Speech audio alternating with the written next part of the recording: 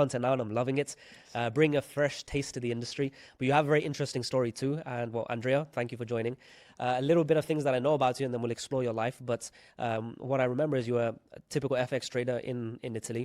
You have a huge audience, a huge brand, a huge reputation. But beyond that, there's some interesting things that happened where you pivoted to focus on order flow, which a lot of people maybe are not even aware of. I've spoken to a few traders, but I haven't got a full grasp on it myself. But that means you ended up in futures, so FX to futures transition. And now with the life decisions you made and your entrepreneurship and so forth, pivoting from scalping and intrasession all the way to swing trading to have more time. These kind of things a lot of people think about. So like, okay, I want to be a trader, but I can't be on the charts all day long and focus just on M1, and I want to be living a life and doing other things. So I do want to explore how you pivoted and more just getting into depths of the technicals of order flow and exactly your strategy. But before we get into all that fun stuff, tell me a bit about yourself.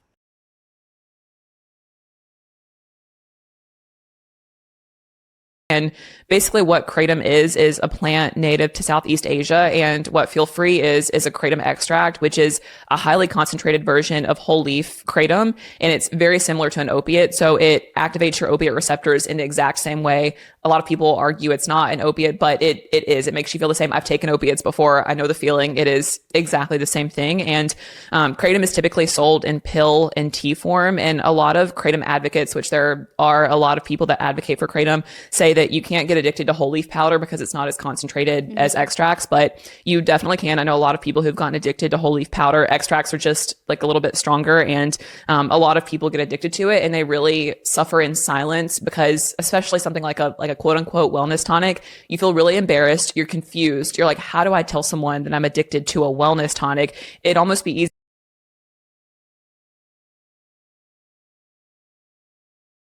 Sophisticated way of parrying like a pointed remark than to turn it into something that's funny and to toss it back. Oh, well, thank you. Yeah, I mean, it was a totally subconscious skill set. I had no idea until right now, apparently, what I was even doing. So A, thank you.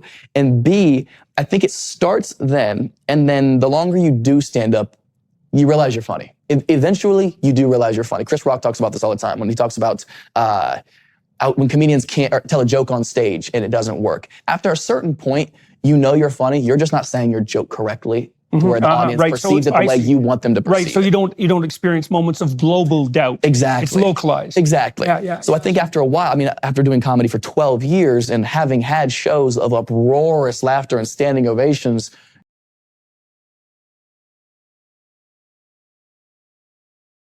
let's start with a big foundational idea that you have about human history, that there was an advanced Ice Age civilization that came before and perhaps seeded what people now call the six cradles of civilization: Mesopotamia, Egypt, India, China, Andes, and Mesoamerica.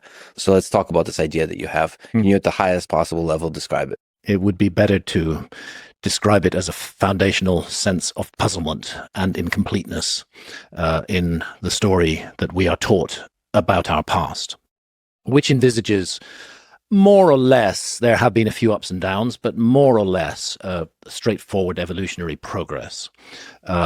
We start out as hunter-foragers, then we become agriculturalists. The hunter-forager phase could go back hundreds of thousands of years. I mean, this is where